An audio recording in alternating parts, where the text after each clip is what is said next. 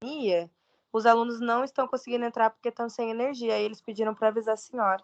Sim, tudo bem. Eu não posso fazer nada, né?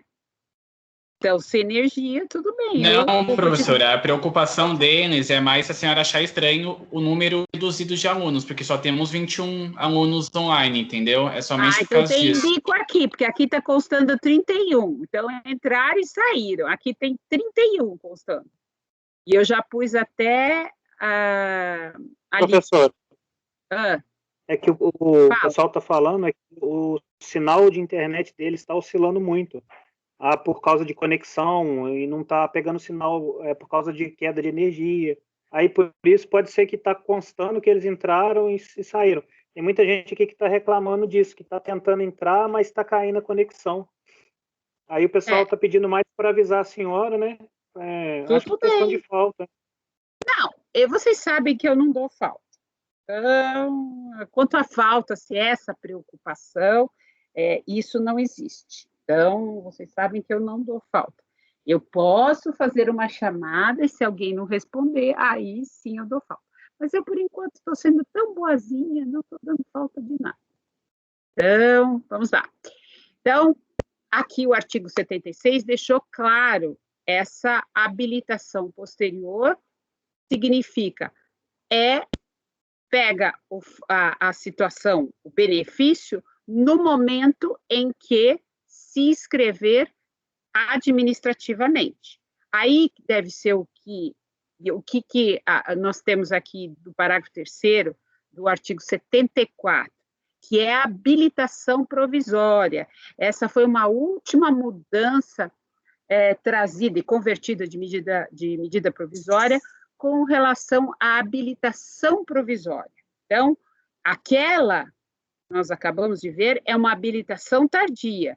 Veja, ali eu fiz um exemplo de uma esposa e de um menor, que estariam na mesma classe. Agora, poderia acontecer de estar recebendo os pais e, de repente, aparece um filho. O que acontece? Esses pais saem do benefício da pensão e entra o filho, no momento em que ele se habilita e que ele comprova que tem todos os requisitos de dependente, tá? Então, essa é a habilitação tardia. Agora, um novo parágrafo foi acrescentado, e esse artigo 74 é muito importante, que ele traz uma série de coisas que eu acabei não trazendo aqui, que é ajuizada a ação judicial para reconhecimento da condição de dependente. Então, o que pode acontecer? Ou está acontecendo a habilitação administrativamente de dependentes no INSS e, judicialmente, um outro dependente está querendo entrou com uma ação para ter a sua dependência reconhecida. Eu dependo de fulano, então eu preciso reconhecer lá o DNA. Então, o que ele faz? Ele promove uma ação judicial para reconhecimento da condição de dependente, tá? E este poderá requerer a habilitação provisória ao benefício de pensão por morte, exclusivamente para fins de rateio dos valores com outros dependentes. Aqui, proibido o pagamento da respectiva cota até o trânsito de julgado da respectiva ação. Mas existe uma ressalva, é óbvio, é proibido essa divisão, né, de cotas. Por quê? Porque está administrativamente, não existe uma decisão judicial. A não ser que venha uma decisão judicial, falando, não, pode dividir a cota. Eu já estou reconhecendo aqui o direito desse dependente. Então, aqui é uma situação também que vai contar a partir do momento em que se habilita, mas aqui tem um diferencial. Se nessa ação o INSS for intimado e ele fizer parte dessa ação, o que acontece? O INSS, de ofício, já pode determinar essa habilitação, essa divisão, né, habilitação provisória, que vai fazer o quê? Qual é o objetivo dessa habilitação provisória? É já resguardar a cota desse pretenso dependente. Então, o que acontece? Vamos lá ver a carinha de vocês. O pretenso dependente, ele já se habilita, ele já pode intimar o INSS e, a partir desse momento, ele reserva uma cota. O que acontece com aquele que já está recebendo a pensão por morte ou auxílio reclusão? Ele vai receber a sua cota diminuída. Ele não vai receber mais, a partir dessa habilitação provisória, a cota integral. Ele recebe uma cota diminuída a partir do momento em que existe uma ação judicial se discutindo sobre aquele dependente. E aí essa cota, ela tem que ficar depositada com garantia de juros, correção monetária, até vir uma decisão definitiva com trânsito de julgado. Veio uma decisão definitiva com trânsito de julgado, é dependente, aí aquilo que já tinha sido reservado para aquele dependente nessa habilitação provisória é pago para ele e fica divisão. Aí nós vamos ver o que acontece se for uma outra classe. O que acontece? Essa outra classe pode ser excluída, para de se pagar enquanto tem essa ação judicial. Agora, se for da mesma classe, fica reservada a cota. Vamos supor que a ação judicial era filho, então da primeira classe tem outros filhos também já recebendo. Foi julgado improcedente, não é filho, não ficou comprovado que era filho, o DNA não deu. Aquela cota que tinha sido reduzida reverte para aqueles que já eram habilitados, que já eram reconhecidos como dependentes. Tudo bem aqui? Isso foi uma grande mudança. Foi uma grande mudança que não existia dispositivo legal nesse sentido, tá? E, num primeiro momento, houve aquilo que o colega estava falando, de medida provisória, colocando um prazo, 180 dias, tudo isso foi alterado na conversão da medida provisória em lei. Tudo bem até aqui, pessoal? Fácil? Tá bom.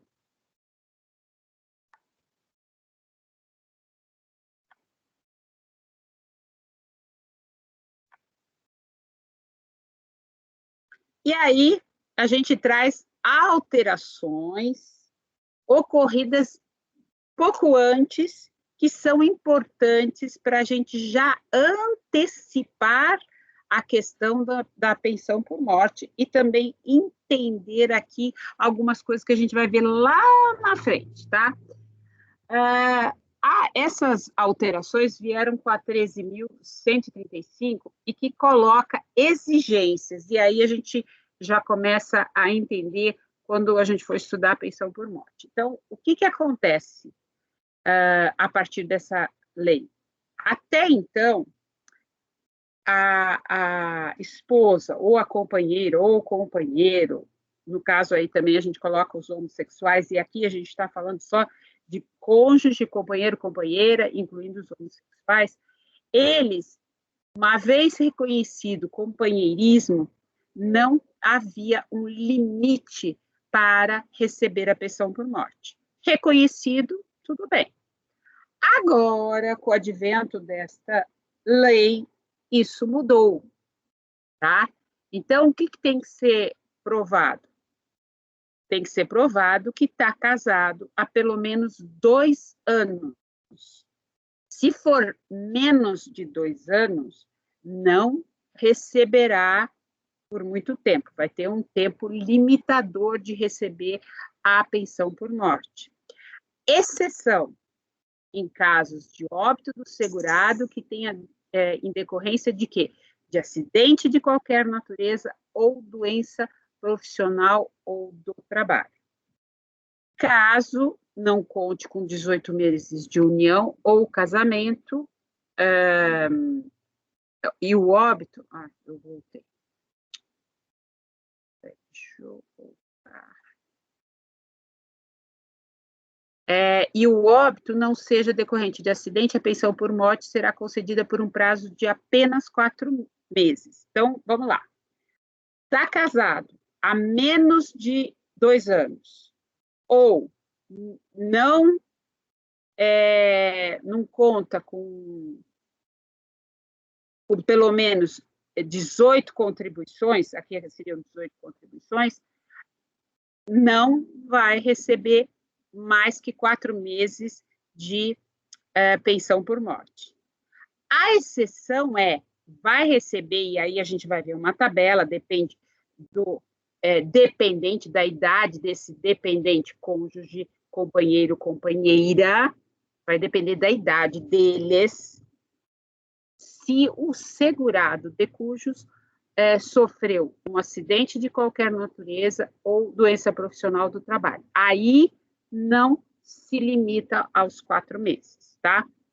Outra mudança muito grande que era necessária e que, não que eu concorde, né, com muito isso, mas não havia uma norma a respeito para proibir ou para ir atrás desse direito em termos de órgão administrativo, era a simulação ou a fraude no casamento ou na união estável. Então, se ficar comprovado que aquele pedido de pensão por morte ou auxílio-reclusão é uma simulação, é uma fraude no casamento ou na união, há uma fraude no casamento ou na união estável, perde o direito à pensão por morte, o cônjuge, companheiro, se provada a qualquer tempo essa simulação.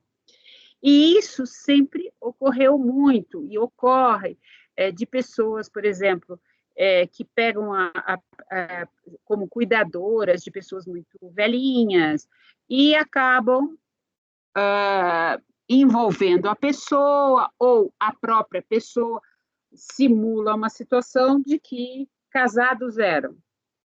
E para o quê? Para obter a pensão por morte, tá?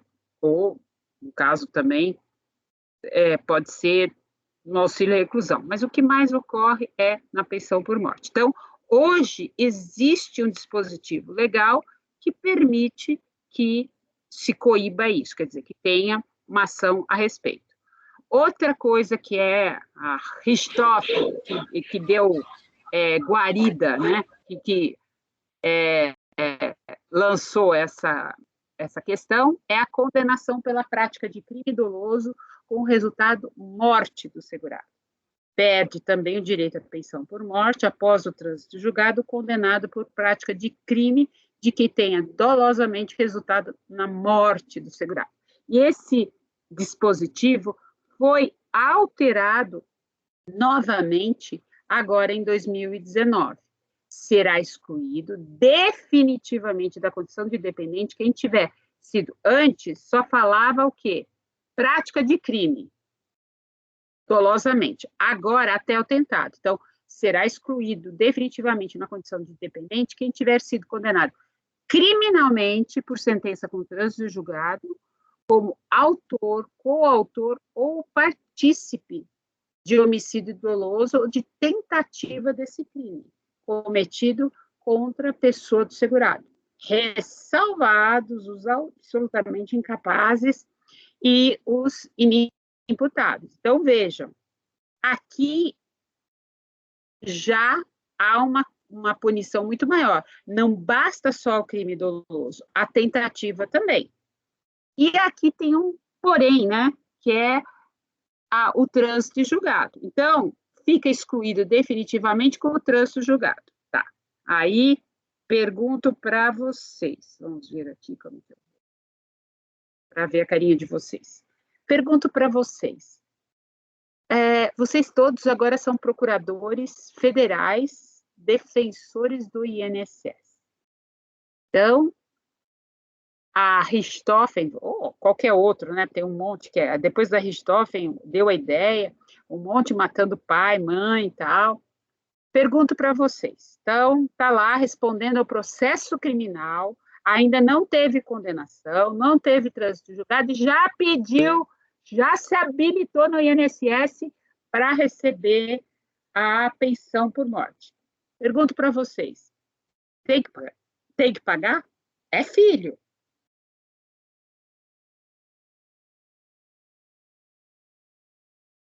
Ainda nem, o processo criminal está lento ainda, recebeu a denúncia só. Ainda tem que ouvir as testemunhas, vai para o júri. Estou perguntando, eu estou querendo resposta. O que está escrito lá? Até o trânsito julgado. E aí? Tem que pagar? Ela vai ter que receber, sim. Vocês são procuradores do INSS? Vocês são procuradores do INSS? O que a gente pode fazer é bloquear até que saia a condenação. Bloquear como? Vocês são agora funcionários do INSS ou procuradores do INSS? Se é procurador, tem que tomar uma atitude. Senão, estão todos reprovados. Fazer o mesmo que faz pro menor lá, fazer o Como depósito. É que é? Fazer o depósito com juros e aguardar o resultado e pagar quando sair, quando for inocentado? Isso do depósito é outros 500. Vocês não querem pagar, vocês são defensores, são procuradores federais. O que ele se habilitou? Ele ou ela que matou pai, mãe, filho, Espírito Santo ali, aí o que acontece?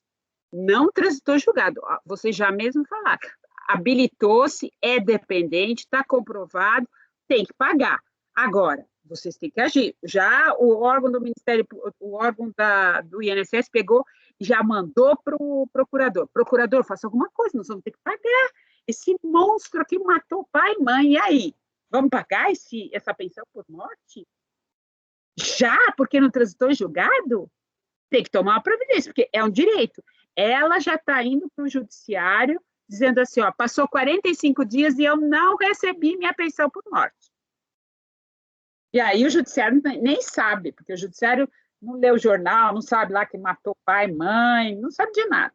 E o judiciário fala assim, olha, tem que pagar a pensão por morte para esta menina, para esta, né, ainda para o rapaz, não está sabendo de nada. E aí, o que vocês vão fazer? Olha o processo civil! Nossa! Que procuradores são vocês? Vocês prestaram o concurso errado, hein? Todo mundo vai ser reprovado, hein? Você não herda quem você matou. Como é que é? Quando o cônjuge mata, ele não herda o outro. Deve ter alguma coisa semelhante aí. Não tem nada semelhante. Eu falava exatamente isso quando não tinha essa norma. Agora existe uma norma, que ele não tem direito a receber quando mata dolosamente ou tentativa. Nem existia essa norma quando veio a Richthofen. A Richthofen recebeu. Entendeu? Não existia essa norma. Por isso, eu já questionava naquela época, sem ter norma, Mohamed, está lá no Código Penal, está no Código Civil, você tem que... É indigno, tem que ter um processo. Mas aí faltou o quê? Faltou um procurador fazer exatamente isso que você está falando. Agora nós temos uma norma, só que a norma fala, quando tiver o trânsito julgado. Eu já sei, vocês já souberam, porque vocês já têm a notícia de que tem um processo crime contra esta pessoa. Vocês são procuradores federais. Ela já fez o pedido administrativamente. Ela já está indo no judiciário pleitear, porque ela é dependente e não estão pagando. O que vocês têm que fazer? Questão prejudicial, que é... Tá, vocês têm que entrar com uma ação. Que ação? Vocês têm que entrar com uma ação. Ela pediu, se ela pediu, tá lá já um pedido, porque o INSS não está pagando. Mas ele deveria ter fundamentado para não pagar, para começar. Então, ele está indo no judiciário, ela já pleiteou, se ela pleiteou, ele vai lá com uma contestação e pede uma tutela para não pagar até decisão, tendo em vista que tudo corrobora. Existe o quê? Verossimilhança que ela seja a culpada, seja a quem matou. Não existe dúvida disso. Houve recebimento da denúncia, o inquérito é completo, vocês têm que pedir uma tutela nesse sentido. Vocês têm que bloquear. Que procuradores são vocês, meu Deus? Para pedir benefício, vocês estão lá rapidinho, tutela antecipada, isso aqui. O contrário, não. É a mesma coisa, pessoal. Não é eu vou esperar o trânsito julgar. Isso aí na realidade, vocês estão defendendo o quê? Quando a gente fala em procurador federal, ele também está defendendo o erário público. Ele está defendendo o quê? Tudo bem, ele defende um órgão público, mas este órgão público lida com dinheiro público, é o dinheiro de todos os segurados. Então, vai já pagar, porque depois tem o seguinte, nós temos uma outra discussão que eu já adiantei para vocês, a questão do recebimento, um recebimento indevido. Então, vamos supor, ela recebe e não deveria ter recebido, porque existe uma condenação. Então, vamos devolver tudo que você recebeu. Recebi de boa fé. Tem ainda essa conversa. Recebi de boa fé. Na época, eu tinha direito, ainda não tinha transitado julgado. E se eu bloqueio antes? Acaba com essa conversa. Vocês entenderam o que eu quero? Eu estou provocando, tá? Para vocês entenderem. Aqui é como vocês falaram. Não transitou julgado, eu teria direito. Essa foi a conversinha também, na época que não existia legislação a respeito com relação a Richthofen, mas eu nunca concordei com isso. Por quê? Porque o próprio Código Penal coloca como uma das consequências do crime ser, não pode ter, o pátrio poder não existe mais, uma das consequências é essa, não tem direitos. E o que o Mohamed ainda explicou, existe a questão do indigno, quer dizer, essa questão do indigno tem que ser promovida por quem é interessado, são os interessados.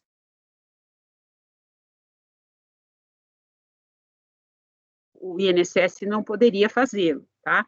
Então, poderia entrar com alguma medida nesse sentido, quando não existia legislação nesse sentido. Hoje, nós temos legislação nesse sentido. Tudo bem? Professora. Pois não. Poderia voltar só um pouquinho na exceção que a senhora falou no caso do óbito do segurado decorrente de acidente? Tá. Vamos lá.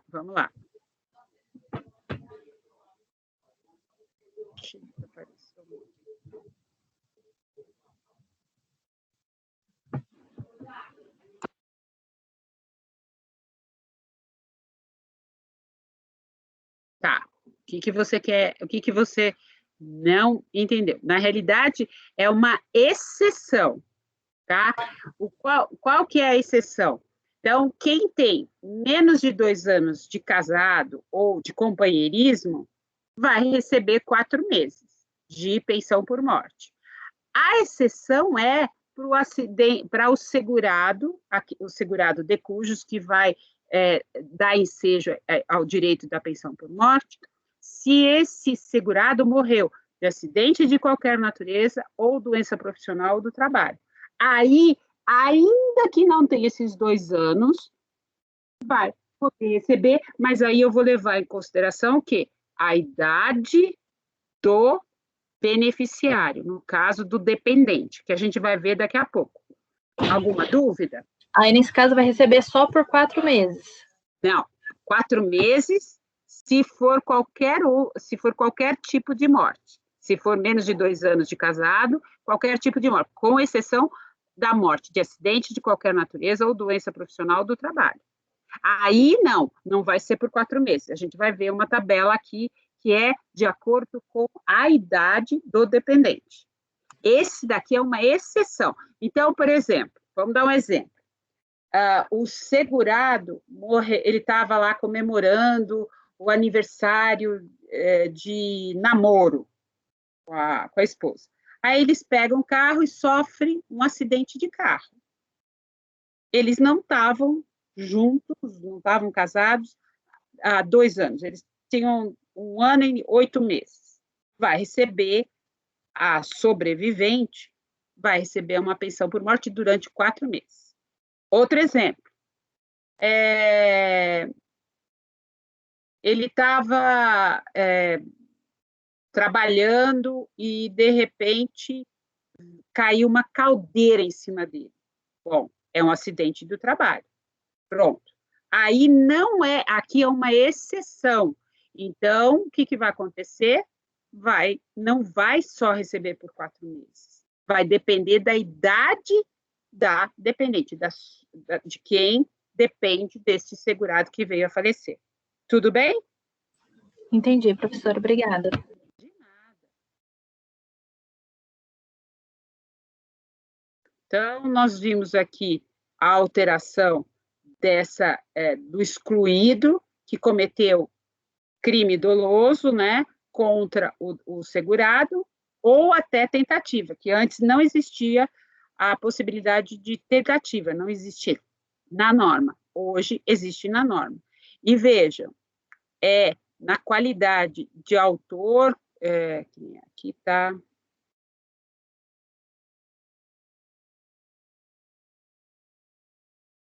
Autor, coautor ou partícipe. Então, vejam, todas as possibilidades aqui, que antes não estavam incluídas. Tudo bem? Ninguém responde, né? Bom, a gente falou do irmão, do filho, e do filho maior inválido, né?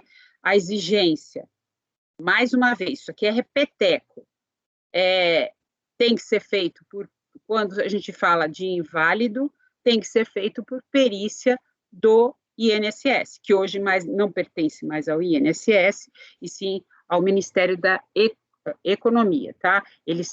O médico perito, ele hoje é uma função destacada, tá?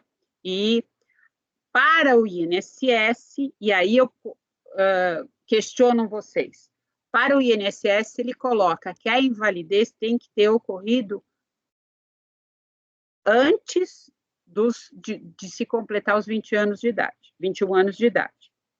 Depois dos 21 anos de idade, ele não poderia ser reconhecido como inválido. Isso é verdadeiro? Isso é válido? Está certo essa interpretação do INSS? Sim, não, muito pelo contrário, vocês estão quietinhos, hein? É a chuva? Tem o caso de invalidez posterior, que a senhora falou, né? Isso, mas e aí? Me dá os exemplos, eu quero que vocês entendam, me mostrem que entenderam. No caso do maior de 21 anos, continuar como dependente, daí vai presumir a dependência econômica. Tá, então, essa mas dependência... ele tem deficiência? Como é que é? Ele tem deficiência? Uma coisa é deficiência, outra coisa é invalidez. Primeiro, a gente está falando da invalidez. Também a gente pode colocar isso. A deficiência, ela tem que ter ocorrido antes dos 21 anos. Essa é a interpretação do INSS, tá? Então, eu já dei exemplos em outras aulas ou na gravação, no seguinte sentido. O segurado de cujos, né? Daquele que o dependente vai pedir o benefício. Então, vamos supor um filho inválido. O filho tem 15 anos, ele não é inválido ou deficiente. E o pai vem a falecer. Com 15 anos, ele vai receber pensão por morte. A deficiência dele ocorre aos 20 anos. E o pai já tinha falecido quando ele tinha 15. Qual vai ser a interpretação do INSS?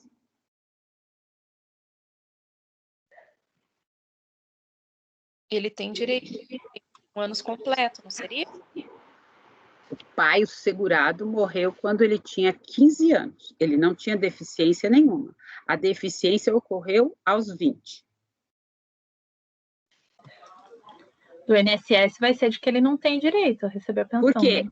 Porque ela ocorreu, a deficiência ou a invalidez, após a morte do segurado. Tá? Isso, como ela está dentro ainda dos 21 anos, tudo bem. Por quê? Aí eu pergunto para vocês, por que ele teria direito dentro dos 21 anos e não poderia ter discussão nenhuma sobre isso? Porque a lei diz até 21 anos, né?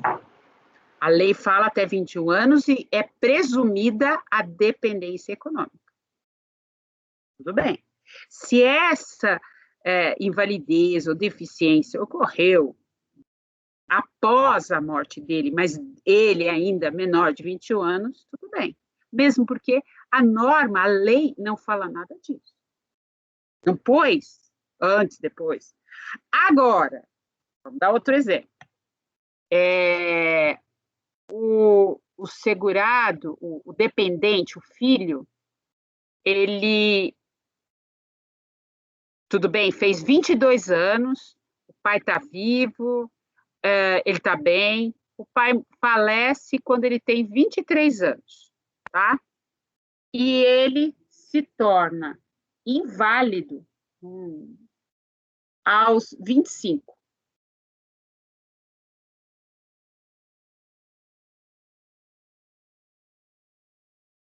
Ele não tem direito, no caso, né? Não tem direito, por quê? Porque com Depois da morte 23 anos, o pai faleceu e ele não tinha problema nenhum. Ele foi ter o problema com os 25 anos. Tá? Essa é a ideia. Agora, ele tem, o pai dele está vivo até ele fazer uns 30 anos. Ele teve um acidente com 22 anos.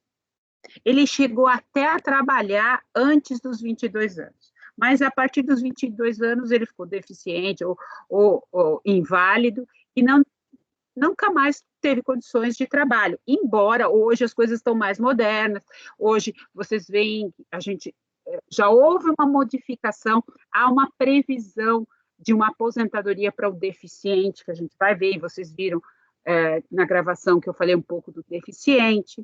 Então, hoje as coisas mudaram, e lógico, que a gente tem que melhorar mesmo nesse sentido, mas nós estamos falando de muitas situações e que hoje em dia, com a pandemia, podem piorar, a gente pode voltar para trás. Então, a gente tem que abrir a cabeça e ver todas as possibilidades, mas a gente também tem que ter em mente o erário público, a gente tem que tomar tenência, a gente vê o direito da pessoa e também vê o outro lado, tá? Então, eu tenho uma pessoa que, com 30 anos, com 25, vamos dizer, 25, vamos por uma idade, 25 anos se torna inválido. O pai está vivo e o pai sustenta, ou a mãe sustenta. Eles vêm a falecer quando ele tem 30 anos. O que vocês, como advogados deste deficiente, fariam? Porque a deficiência dele surgiu depois dos 21. Mas ele continuou dependente até a morte do segurado. E aí?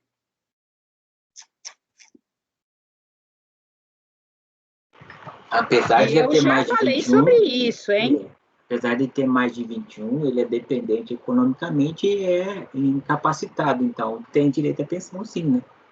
Então, isso não é que tem direito. Isso daí, a jurisprudência tem reconhecido, até a Turma Nacional de Uniformização tem colocado, que essa dependência econômica, que era presumida, ela ficou relativizada, e ela tem que ser quebrada por quê? Quem tem que provar o contrário? O INSS, que não existia dependência econômica por parte dele nesse período, ou no período de deficiência, vamos supor que ele mesmo deficiente estava trabalhando, tinha alguma autonomia. Então, cabe ao INSS reconhecer isso. Então, aqui, eu estou trazendo o quê? Não a norma, estou trazendo a jurisprudência, como que ela tem entendido a situação fática, tá? Porque pela norma, se a gente for ler o artigo, né, já é até os 21 anos ou inválido. Aí ele não coloca o inválido, a gente tem que interpretar. Mas que inválido é esse? A que momento é esse? A norma não fala, quem fala é o regulamento. O regulamento vem e coloca que tem que ser isso antes dos 21 anos de idade. E aí nós temos que raciocinar e ver, não é qualquer situação. Vejam bem, se o pai morreu, ou eu sempre falo pai, mas para ficar mais fácil o exemplo, o pai ou a mãe morreram quando os filhos tinham 16, 17 anos e não tinham nada, eles vão ter um limite até os 21. Aí ocorre a invalidez aos 25. Aí não tem jeito, por quê? Quando ele se tornou maior, acabou, cessou a pensão por morte, não dá para eu retroagir. Situações diferentes é quando você tem segurados que vão falecer e durante toda a vida eles sustentaram essas pessoas, o inválido, o deficiente, tá certo? Deu para entender? Então, na realidade, a gente tem a norma, a gente tem que seguir a norma e tem que ver como que é o pensamento do órgão público. Não é que é o pensamento. O órgão público, ele só pode fazer o quê? Aí é direito administrativo. Está na lei. Permite. Que a lei permite. Exatamente. Então, ele não pode extrapolar. Então, vocês têm que fazer as interpretações para defender o lado que vocês estão, o cliente de vocês. Tudo bem? Mas isso não é feito administrativamente, não, é na justiça, né? Administrativamente, você, Éder, acabou de falar. O que o servidor pode fazer? Ele só pode fazer o que está na lei. E assim mesmo, veja bem, ele nem olha a Constituição, ele nem olha a Lei 8.213 e 8.212. Ele vai olhar a instrução normativa, que é infralegal. Então, por isso que eu falo que a gente tem que saber a instrução normativa, porque muitas vezes o servidor não sabe a instrução normativa. E na instrução normativa, e eu já dei exemplos, a instrução normativa às vezes está mais à frente, às vezes até, da jurisprudência, no sentido de conceder algum benefício ou de reconhecer direitos que não estariam reconhecidos legalmente ou no direito civil, tá?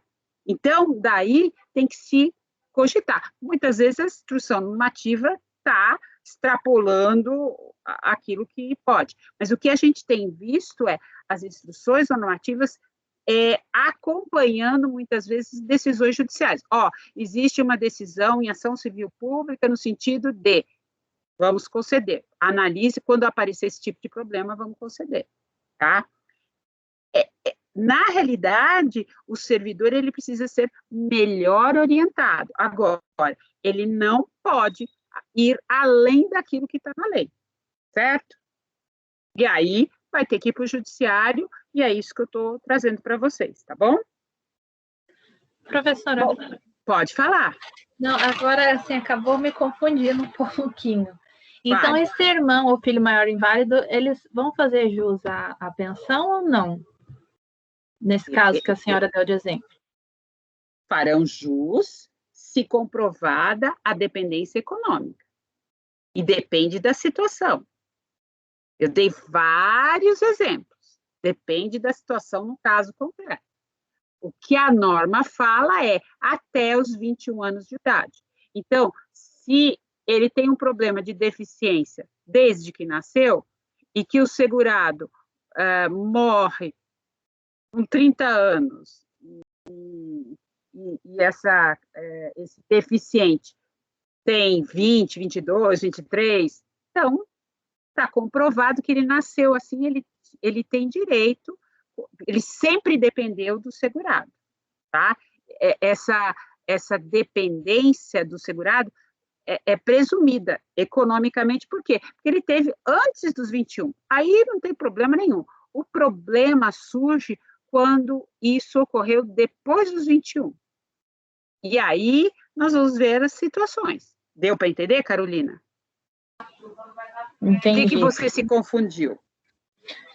Não, é mais essa questão, assim, aí de ter que comprovar a dependência econômica, então. Então, na dependência econômica, ela é presumida porque é primeira classe. Agora, quando eu passo dessa idade, e aí, o que a jurisprudência construiu? Ela relativizou e compete ao INSS provar que ele não depende economicamente do segurado, entendeu? Então, isso foi alterado. Por quê? Porque você passou dos 21 anos de idade. Ele não, em tese, não teria direito. E aí, o que você tem que mostrar? Que tem direito porque ele tem uma dependência econômica, apesar de ele pertencer à primeira classe, pertencia, mas agora a idade dele foi ultrapassada. Deu para entender? Entendi, professor, obrigada. Tá.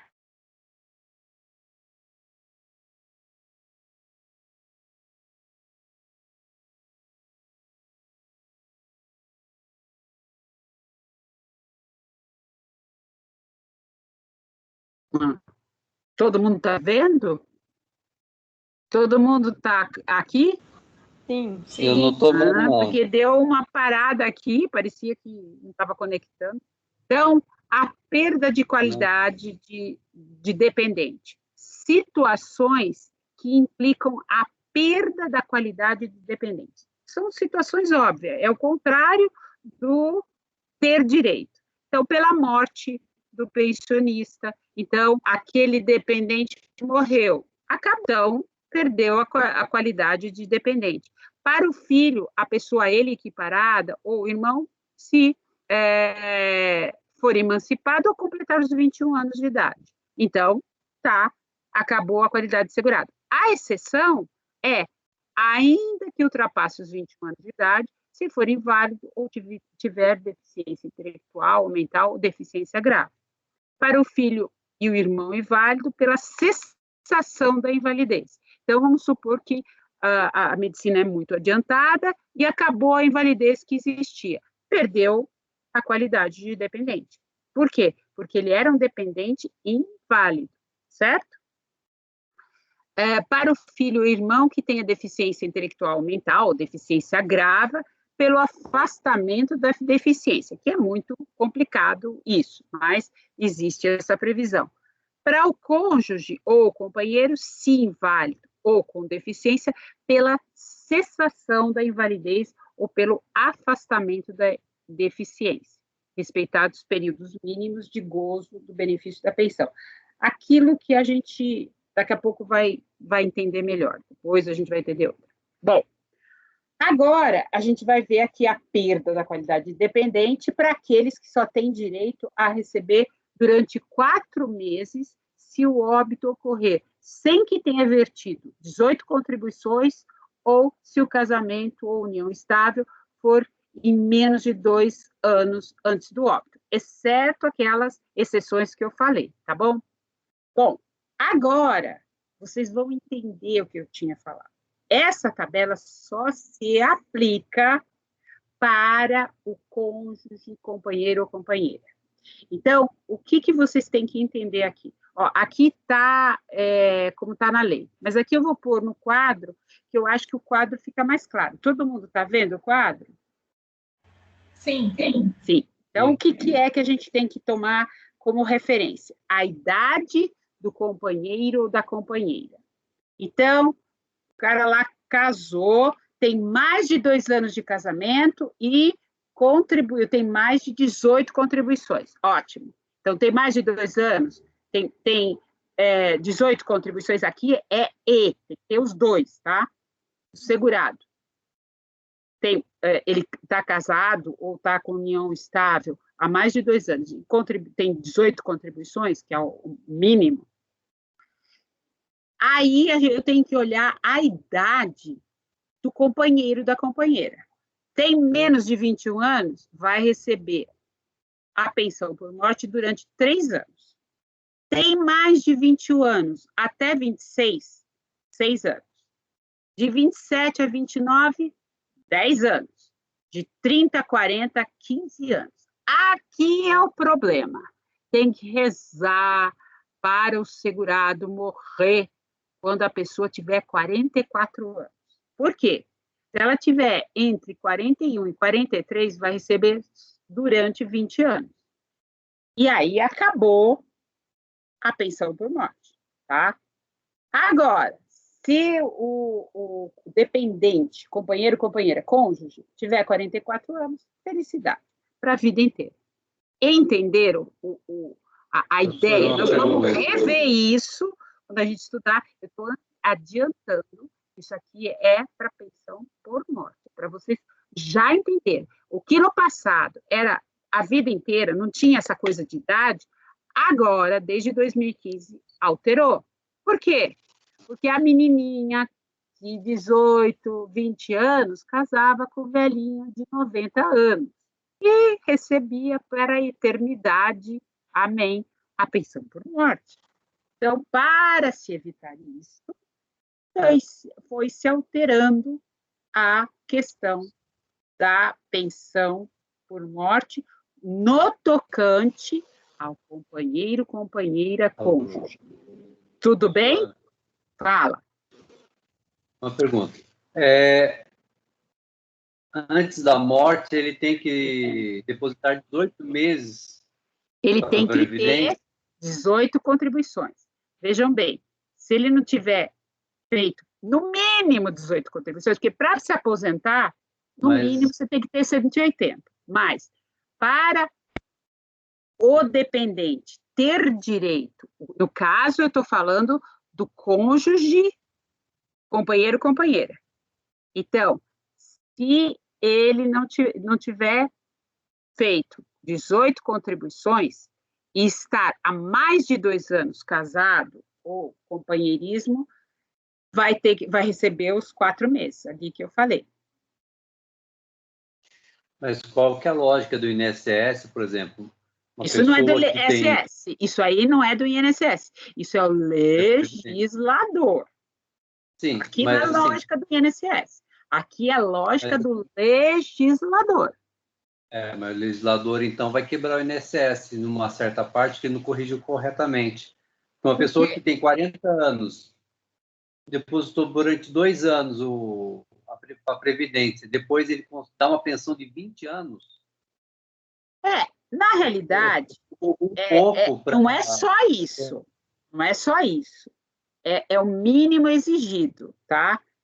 Não é só isso. Você tem que ver se aquele segurado mantém a qualidade de segurado. Existem outros requisitos. Isso é o mínimo para uma pessoa comprovar que tem isso, entendeu? Porque, caso contrário, não vai receber essa pensão por morte. Não é só isso, é o mínimo exigido, tá? Porque pode acontecer de a pessoa estar trabalhando por pouco tempo e não ter direito. Não ajudou no INSS. Como? Ele podia ter reformado melhor, né, para preservar o caixa do INSS. Sim, isso agora foi modificado. A pensão por morte, por exemplo, hoje não é mais integral, é 60% do salário de contribuição. Você vai ver que agora vai receber muito pouquinho. Isso também foi alterado, e principalmente pela emenda. Então, ela veio aos poucos. Eu tinha feito uma pergunta, tinha mandado pelo chat, através do EVA, a pergunta que tem uma curiosidade, como que é o sistema previdenciário nos outros países?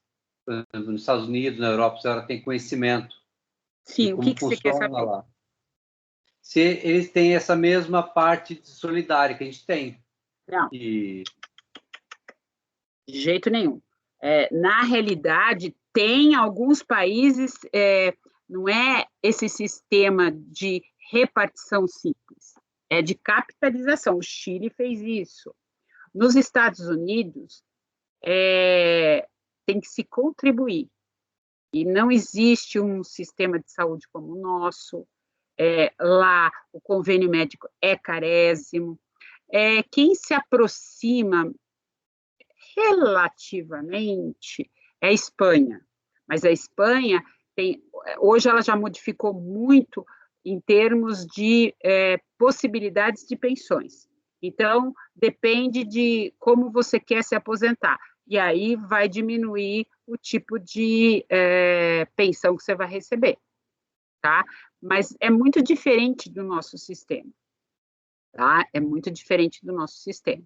São outros sistemas e sempre eles tiveram um limite etário. Nós nunca tivemos limite etário. O limite etário vem agora. Na Europa, nos Estados Unidos, alguns outros países como o Brasil, mas são poucos que nunca puseram limite de idade. Em todos os outros países sempre teve limite de idade, tá? Mas aí a gente tem que estudar primeiro o direito brasileiro para depois ir para os estrangeiros, tá bom? Isso é um bom trabalho para você fazer em monografia, tá bom? Ok, obrigado. De nada. Mas professor, eu fiquei meio confuso. O que você ficou confuso? É o seguinte, já tenho mais de 50. Se eu caso com a mocinha de 21, menos de 21, de 20 anos, eu já tenho mais do que 18 contribuições. E digamos que passou 2 anos do casamento. Eu falecendo, ela recebe só durante esses 3 ou 6 anos, eu não vi. Não Se ela for menos de 21, 3 anos. 3 mais anos. De 21, 6. Ah, entendi. Então acabou a minha atratividade, né? Não vou casar com ninguém se eu ficar viúvo. Pelo menos não jovem. Entendeu? A ideia foi essa exatamente do legislador. Porque isso daí teve muito, sempre, a vida inteira, teve muito, principalmente das pessoas mais idosas no final da vida, mais com os homens do que com as mulheres, tá? Então, é uma realidade. Agora, o objetivo do legislador, eu acho que tem esse, mas tem outros. Ele, cada vez mais, ele vai restringir a possibilidade da pensão por morte. Vocês vão ver que, com a emenda 103, o valor da pensão não é mais o valor que teria direito se aposentado fosse o segurado. É 60% daquilo que ele teria direito. Então, é bem menos. Então, vai cortar. E cada vez mais existe uma tendência a isso diminuir. A tendência da Previdência, ela é ser básica.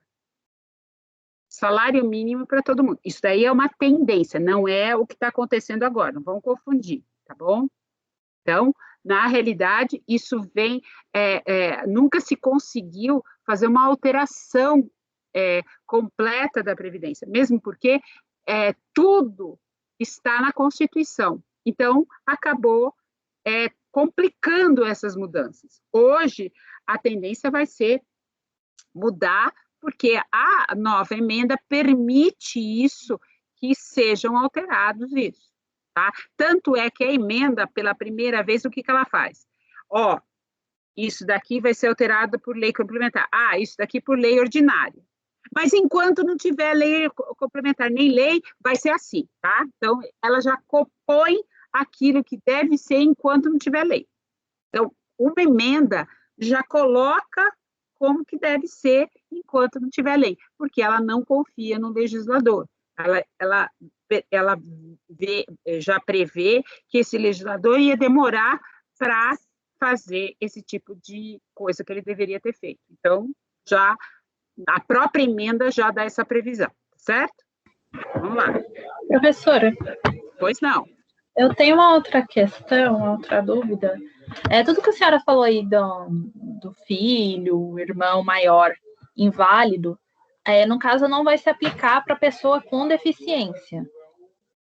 Como assim não vai se aplicar? Por exemplo, se for uma pessoa com uma deficiência, nessa hipótese que a gente falou, ser maior de 21 anos, isso encaixa para invalidez, mas não para... Depende. Essa deficiência surgiu quando? Depois dos 21? Se ela surgiu depois dos 21, não. Vamos supor que veio uma deficiência, algum problema, com 25 anos de idade. E o pai ou a mãe já tinham falecido quando ele tinha 15. Ele recebeu a pensão por morte até os 21. Acabou. Ele ficou deficiente aos 25 anos. A pensão por morte, ela já tinha se extinguido. A gente já não viu quais as hipóteses de extinção? Então, agora, o que acontece? Na maior parte dos casos, essa deficiência, ela já existe antes. Uma criança, nasceu deficiente, teve problema na infância, descobre-se essa deficiência antes dos 21. Então, não tem essa discussão. Aí, o que acontece? Esse deficiente, ele só vai ser descoberto, vamos dizer, quando o segurado falece. O segurado falece quando esse deficiente tem 40 anos. O que o deficiente tem que provar? Que essa deficiência surgiu antes dos 21. Ou, aí eu dei o exemplo que na jurisprudência existe, que essa deficiência, ainda que tenha surgido depois dos 21, com o segurado vivo, ele sempre permaneceu dependente desse segurado. Deu para entender? Entendi. Entendi, professora, obrigada. Então, vimos a tabelinha, aqui adiantando. Aí nós falamos, nas outras aulas, do concubinato impuro, falamos das decisões que estão pendentes aí no STF, para dizer, porque o concubinato não dá direito a receber pensão. Não é admitido o concubinato, nem pelo STF, nem pelo STJ. Mas virou questão a ser dirimida porque apareceu um concubinato de 20 anos. Tá? Então, está suspensa essa decisão. Nós já falamos isso. A comprovação de vínculo e dependência econômica, eu também mencionei que o INSS exige um mínimo de 3 documentos. Quais são esses documentos? Certidão de nascimento, certidão de casamento, declaração de imposto de renda, disposições testamentárias, declaração especial feita perante tabelião, prova do mesmo domicílio, prova de encargos domésticos, procuração ou fiança recíproca, conta bancária conjunta, registro em associação, uma série aqui de documentos que estão relacionados no artigo 22 do Decreto 3.048, certo? Agora, eu vou falar um pouco de coisas que não existem mais, mas que podem ser questionadas no futuro. Existia um inciso 4, no artigo 16 da Lei 8.213, que falava do dependente designado. Então, o segurado poderia designar qualquer pessoa menor de 21 ou maior de 60 como seu dependente. Podia fazer isso. Veio a Lei 9.032 e revogou, tirou este dispositivo legal. Então, ou seja, aquilo que nós já estudamos, tempus regit actum, só teria direito a receber esse designado se o segurado faleceu antes do advento da lei. Porque se ele faleceu depois do advento da lei, o que adianta? Não há direito adquirido na condição de dependente de pessoa designada, quando o falecimento do segurado deu-se após o advento da lei. Então, súmula 4 da Turma Nacional de Uniformização, jurisprudência pacífica do STJ nesse sentido, tá? Então, pessoa designada não existe mais. Agora, vamos ao problema do menor sob guarda. Bom, menor sob guarda. O que dispunha o artigo 16? Havia uma redação, então, o artigo 16 dispunha que o menor tutelado equiparado a dependente de primeira classe, desde que comprovada a dependência econômica. Esta redação ela foi dada em 1997. Até então, o menor sob guarda também era incluído como equiparado a dependente de primeira classe. E aí, nasceu a discussão judicial se era possível a exclusão do menor sob guarda do rol, porque isso foi excluído, ele não existe mais no rol da 8.213, no artigo 16. E aí veio uma discussão se aplicava-se a Lei 8.213 ou o ECA, que dispõe que deve ter, tem previsão expressa no ECA que se deve proteger o menor, a criança ou adolescente, com lei previdenciária. E aí, me digam, o que vocês acham? O que se aplica? A lei 8.213 ou o ECA? E fundamentem. Vamos lá. Monólogo eu não gosto. Ó, tem um monte de carinha aqui que não está aparecendo, que não fala. Eu vou começar a fazer prova oral. Eu estou esperando. Quero respostas. Quem é o menor sob guarda? Alguém sabe me dizer? Aula do Chechel. Todo mundo deve ter tido aula do Chechel. Direito civil. Ou com o Guga. Menor sob guarda? É. E abaixo dos 18 anos, né? Isso é menor sob guarda? Ah, deve ser o guarda dos pais. Porque até então eles não têm capacidade. Guarda dos pais? Eu relativamente incapaz, né? Hã? Menor sob guarda é quando a criança fica sobre a guarda da família, né? Ela não é filho biológico, não é adotado, mas por algum motivo ela está sobre a guarda da família. Tá. Ou é designado E também aquele que está sendo adotado. Enquanto ele é menor sob guarda. Tá? Isso. Tá? Se for pais, pessoal, acorda, nós não estamos falando da primeira classe. Vocês estão confundindo guarda em direito no divórcio com guarda, não tem nada a ver. Menor sob guarda, ele está temporariamente com alguém. Então, no caso, que nem o Éder colocou, quando ele está sendo adotado, ele é o menor sob guarda.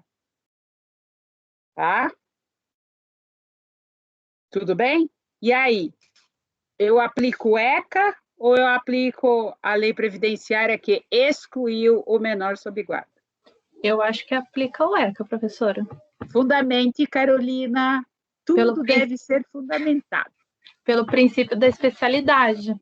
Tá. Acho que vai... Então, o ECA é especial em relação à lei 8.213. Para a Carolina, o ECA é especial. Quem discorda?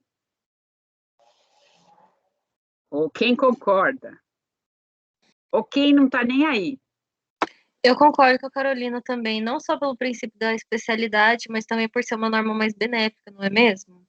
Tá, então, boa. É uma norma mais benéfica para o menor sob guarda. Tá, tem mais? Professora, mas a lei previdenciária veio depois do ECA, não seria ela a ser aplicada? Tá, ótimo. E aí? Então, a lei especial é a lei 8.213. Quem que falou? É a Paloma? Amanda, professora. Amanda. Então, para a Amanda, a lei especial é a lei previdenciária. Vamos ver o que a jurisprudência fala? Então, vamos lá. Embargos de divergência, previdenciário, menor sob guarda, legislação previdenciária, estatuto da criança e do adolescente, conflito aparente de normas, critério da especialidade. Até aí, todo mundo acertou. Vamos lá. A redação original do parágrafo 2º do artigo 16 da Lei de Benefícios equiparava o filho a filho o menor que, por determinação judicial, estivesse sob a guarda do segurado. Ocorre que, por força de uma medida provisória, que já não existe mais, tal, foi o menor sob guarda excluído da relação de dependentes, tá? De outra parte, o Estatuto da Criança e do Adolescente reza, no parágrafo 3º do artigo 33, que a guarda confere à criança ou adolescente a condição de dependente para todos os fins e efeitos de direito, inclusive previdenciários. Diante desse conflito aparente de normas, o critério que melhor soluciona a controvérsia em exame é o da especialidade, ou seja, o diploma de regência do sistema de benefícios previdenciários de caráter especial deve prevalecer sobre o Estatuto da Criança e do Adolescente, este de caráter geral, no confronto com aquele sobre o tema controvertido. Então, ganhou A Amanda? Será? Não, já mudaram de ideia. Isso aí foi o STJ. O próprio STJ, numa outra composição, relator o Benedito Gonçalves modificou o entendimento, tá? E aí veio um RESP e veio o tema 732 e colocou: o menor sob guarda tem direito à concessão do benefício por morte de seu mantenedor, comprovada sua dependência econômica, nos termos de quem? Estatuto da Criança do ECA. Tá? Ainda que o óbito do instituidor da pensão seja posterior a esta medida provisória que excluiu o menor sob guarda. Funda-se essa conclusão na qualidade de lei especial do Estatuto da Criança e do Adolescente frente à legislação previdenciária. Então, vocês vejam que eles mudaram de ideia, certo? Então, o que está prevalecendo? O tema 732, que diz que tem que ser aplicado o ECA, certo?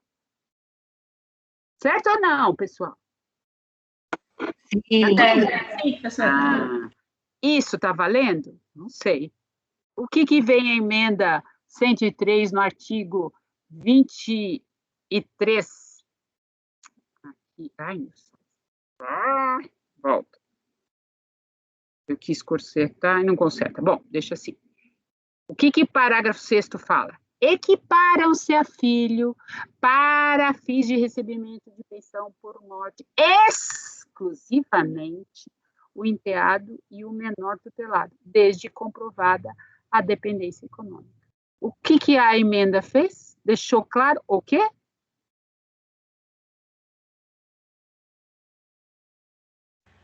E aí, crianças? Não cabe o menor sob guarda, então, não vai ter benefício. Acabou. E aí? Vamos começar tudo de novo, né? Porque o que a emenda 103 fez? Ela foi totalmente contra o tema, a jurisprudência. Agora, vai ter que se questionar da constitucionalidade dessa emenda. Está valendo? Não está valendo? Nós temos uma emenda. A emenda é clara. Ela ratificou o que já existia. Está excluído o menor sob guarda. O que a jurisprudência do STJ fez? Ela tinha colocado no primeiro momento isso. Quando mudou os componentes lá, repetitivo, ações repetitivas, pôs um tema, falou, não, o que está valendo é o ECA.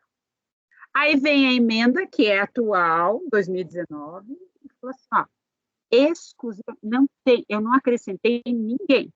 Tem emenda constitucional. E agora?